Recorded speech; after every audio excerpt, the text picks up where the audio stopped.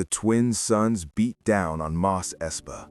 9-year-old Anakin Skywalker wiped sweat from his forehead, tightening a bolt on a broken pod racer engine. His hands moved with precision, but there was no force guiding them. No invisible power whispered secrets of the machine. Just talent. Just a sharp mind trapped in a slave's body. When Qui-Gon Jinn and his party arrived in Watto's shop, everything changed, and nothing changed at all. The Jedi Master scanned the room. His eyes passed over Anakin briefly. Just another slave child. No tremor in the Force. No pull. No destiny. Qui-Gon bought the parts he needed and left. Anakin watched them go. He didn't know what he'd lost. He didn't know the galaxy had just lost something far greater. Weeks later, news reached Tatooine. Queen Amidala had survived the Trade Federation's blockade. The Battle of Naboo had been won, barely. A young Jedi Padawan named Obi-Wan Kenobi defeated a Sith Lord, but his master, Qui-Gon Jinn, fell in combat. Anakin heard the stories in the marketplace. He imagined what it would be like to be free, to be a hero, but he wasn't. He was still a slave. Years passed. Anakin grew older, taller, angrier. He watched his mother, Shmi, grow weaker under Watto's cruelty. He built droids, he fixed speeders, he dreamed of escape. But without the Force, without Jedi intervention, there was no miracle coming. Then, one night, everything shattered. Tusken Raiders attacked the moisture farm where Shmi had been sold. Anakin received word too late. By the time he arrived, she was gone. No Jedi training held him back. No code restrained him. Only rage remained. And on Tatooine, rage has a way of spreading, like wildfire. Qui-Gon Jinn stood before the Jedi Council, his face heavy with doubt. "Master Jinn," Mace Windu said slowly, "you found no one?" "No one," Qui-Gon replied. His voice carried a weight he couldn't explain. "I sensed something on Tatooine, but it was fleeting. Perhaps I was mistaken." Yoda's ears drooped. "Mistaken you were not, but lost the Chosen One may be, or perhaps never to come." The council chamber fell silent. The prophecy had promised balance, a savior to destroy the Sith and bring peace to the Force. But without Anakin, that promise felt hollow, empty. And in the shadows, Senator Palpatine smiled. He had sensed the boy too through his master, Darth Plagueis, a vergence in the Force, a threat. But when Qui-Gon left Tatooine without him, Palpatine knew his path had just become far easier.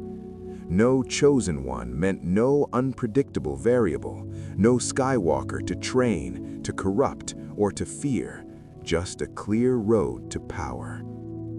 The Trade Federation's blockade of Naboo succeeded in forcing Queen Amidala into a treaty. The Senate did nothing. Chancellor Valorum's weakness was exposed, and Palpatine, patient, cunning, positioned himself perfectly. Within months, he was elected Supreme Chancellor. The Jedi sensed the darkness growing, but they couldn't pinpoint its source. Without Anakin's raw power to tip the scales, the Sith remained hidden, untouchable. Obi-Wan Kenobi, now a full Jedi Knight, fought alongside Qui-Gon during the Battle of Naboo. Together, they faced Darth Maul. Together, they fell short. Qui-Gon died on the cold floor of the Theed Palace generator room. Obi-Wan, wounded and grieving, barely escaped. And across the galaxy, on a desert world no one cared about, Anakin Skywalker buried his mother in the sand. He didn't cry. He just stared at the grave and made a promise. Supreme Chancellor Palpatine stood at the center of the Senate, his face a mask of concern. "We must act decisively," he declared. "The Republic can no longer afford weakness." The Senate roared in agreement. Naboo had fallen. The Trade Federation's droid armies now occupied 3 more systems. Fear spread like poison through the core worlds, and fear was exactly what Palpatine needed. He pushed through emergency powers, military creation acts, extended terms. Each vote brought him closer to absolute authority. And the Jedi, they suspected nothing. Master Yoda meditated in the temple, sensing the dark side's growth, but unable to locate its source. Mace Windu investigated separatist movements, unaware that Palpatine himself was funding both sides of the conflict. Without Anakin Skywalker, without the Chosen One's unpredictable power, the Sith operated in perfect secrecy. Count Dooku, once a Jedi Master, abandoned the Order earlier than in the original timeline. Palpatine's whispers found him sooner. His fall came faster. Now, as Darth Tyrannus, he rallied star systems to the separatist cause. Corporations pledged their droid armies. Entire sectors threatened secession. The Clone Wars were coming, and they were coming ahead of schedule. The Jedi Council convened. "We are keepers of the peace," Mace Windu said firmly, "not soldiers." Then perhaps, Palpatine suggested gently, the Jedi should reconsider their role. The Republic needs protectors willing to fight. Yoda's ears narrowed. Something felt wrong, but what? On Kamino, in secret, the clone army grew. Jango Fett's genetic template produced millions of soldiers programmed with Order 66 embedded deep in their minds. Everything was falling into place. And on Tatooine, Anakin stared at his mother's grave one last time. He turned away, picked up a blaster, and walked towards the slave quarters, where a revolution was about to begin. Anakin knelt in the sand, his mother's blood still fresh on his hands. No tears came, only silence. In another timeline, the Force would have screamed through him. He would have slaughtered the Tusken camp in a rage-fueled massacre, then collapsed in Padmé's arms, broken and ashamed. But this Anakin had no Force to lose control of. This Anakin was different. He stood slowly, his jaw tight. He walked back to Mos Espa, his mind already working. No wild revenge, no emotional outburst, just a plan. He gathered the slaves in secret, mechanics, pilots, farmers, all those who had suffered under Tatooine's masters. He spoke quietly, but his words cut deep. They take everything from us, our freedom, our families, our lives, and we do nothing. A Twi'lek woman stepped forward. "What can we do? We're slaves." Anakin's eyes burned. Not anymore. Over the following weeks, Anakin organized them. He used his mechanical genius to sabotage moisture evaporators, disable security systems, and reprogram labor droids. He taught others to fight, to think, to survive. Watto was the first to fall. A rigged engine exploded in his shop. No witnesses, no evidence. Then the Hutt enforcers, then the slavers. One by one, Mos Espa's power structure crumbled. News spread across Tatooine. Slaves in other cities began to whisper Anakin Skywalker's name, not as a Jedi, not as the Chosen One, as a liberator. The Hutts took notice. Jabba himself placed a bounty on Anakin's head, 50,000 credits, dead or alive. But Anakin didn't run. He stood in the center of Mos Espa Square, surrounded by freed slaves, and raised a stolen blaster to the sky. Tatooine belongs to us now, and the revolution had only just begun. Mos Espa burned, not in chaos, but in controlled strikes. Anakin's rebellion wasn't reckless, it was surgical. He hit supply lines first. Hutt spice shipments disappeared. Water convoys were hijacked and redistributed to slave communities. Droid patrols were reprogrammed to turn on their masters. Anakin didn't just fight, he outthought them. Within months, 3 cities on Tatooine declared independence from Hutt control. Mos Eisley fell next, then Anchorhead. Freed slaves fortified settlements using salvaged weapons and repurposed technology. Anakin trained them personally. "We don't have the Force," he told a young Rodian fighter, "but we have something better. We have reason to fight." Jabba the Hutt was furious. He sent bounty hunters, Aurra Sing, Cad Bane, Bosk. All failed. Anakin was always one step ahead. Traps, ambushes, misdirection. He wasn't a Jedi, but he was dangerous. Word of the rebellion spread beyond Tatooine. Smugglers whispered about it in cantinas. The Republic Senate received reports, but dismissed them as local unrest. The Jedi Council took notice, briefly. "A slave uprising on Tatooine," Mace Windu said. "It does not concern us." Obi-Wan Kenobi, however, felt differently. Something about the name Skywalker lingered in his memory. Qui-Gon had mentioned a boy years ago, but before he could investigate, the Clone Wars erupted. The Separatists launched their first major assault. Geonosis became a battlefield. The Jedi was stretched thin, forced into the role of generals. Tatooine's rebellion became a footnote. But Anakin didn't stop. He seized control of Jabba's palace in a daring nighttime raid. The Hutt crime lord barely escaped with his life. Standing in the throne room, surrounded by freed slaves, Anakin made a declaration that would echo across the galaxy. "Tatooine is free, and we're just getting started."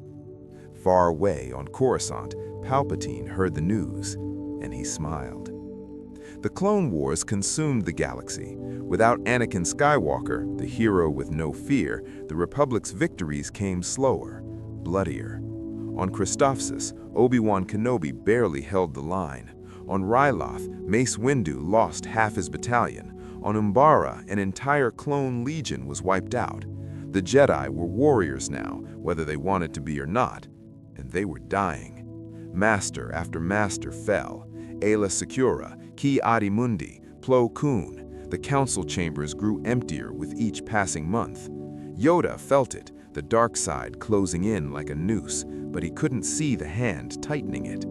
Count Dooku's separatist forces pushed deeper into Republic space. His strategies were flawless, his brutality unchecked. But Dooku himself sensed something was wrong. His master, Darth Sidious, was moving pieces faster than planned. "Why the urgency, my lord?" Dooku asked during a holographic meeting. Palpatine's smile was cold. "Because there is no chosen one to stop us, my apprentice. The Force is ours to command." Dooku felt a chill. On Coruscant, Palpatine played his role perfectly. He granted himself more emergency powers, extended his term indefinitely. The Senate, desperate and afraid, gave him everything he asked for. The Jedi protested, quietly. They were too busy fighting to oppose him openly, and that was exactly what Palpatine wanted. Meanwhile, Ahsoka Tano, never Anakin's Padawan in this timeline, was assigned to Obi-Wan instead. She fought bravely, but without Anakin's influence, she grew disillusioned faster. "We're not peacekeepers anymore, Master," she said bitterly after a brutal campaign. "We're just soldiers." Obi-Wan had no answer. Deep in the Jedi Temple archives, an ancient prophecy was revisited. "A chosen one shall bring balance." But the chosen one never came, and on Tatooine, Anakin Skywalker watched the HoloNet broadcast of Palpatine's coronation. He saw the Empire rise, he saw the Jedi fall, and something inside him stirred. Not the Force, he didn't have that, but something else, something just as powerful. Hope.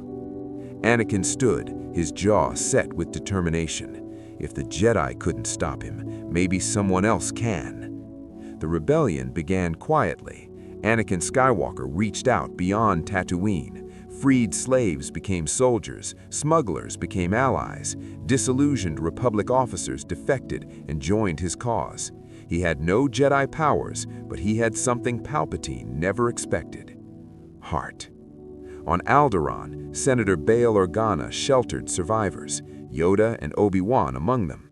The old Jedi Master went into hiding on Tatooine, ironically the very planet where Anakin now led his resistance. When they finally met, Obi-Wan couldn't believe his eyes. "Anakin Skywalker?" Obi-Wan whispered in shock. "Qui-Gon sensed you years ago." Anakin crossed his arms. "Then why didn't he take me?" "Because you weren't strong in the Force." Anakin's jaw tightened. "Good. I don't need the Force to fight tyrants." Obi-Wan studied him. This man, this leader, had built an army from nothing. No Jedi training, no prophecy, just will. "Perhaps," Obi-Wan said slowly, "the Force works in ways we don't understand." Meanwhile, across the galaxy, Force-sensitive children were being born at an unprecedented rate. The Force itself seemed to be compensating for the loss of the Jedi Order. On Alderaan, Padme Amidala gave birth to twins, Luke and Leia. Their father, a Republic officer who died during Order 66, but the Force was strong with them, impossibly strong. Yoda sensed it immediately. A new hope, balance, the Force still seeks. Palpatine felt it too. He dispatched Inquisitors across the galaxy, hunting Force-sensitive children, but Anakin's network moved faster. Smuggling routes, safe houses, underground railroads. Children were hidden, protected, trained in secret. And on Tatooine, beneath twin suns, Anakin Skywalker stood before a growing army of rebels, freed slaves, and disillusioned soldiers. "The Empire thinks we're broken," Anakin said, his voice carrying across the crowd. "They think we're weak." He raised a fist. "Let's prove them wrong." The rebellion had begun, and the Force was listening.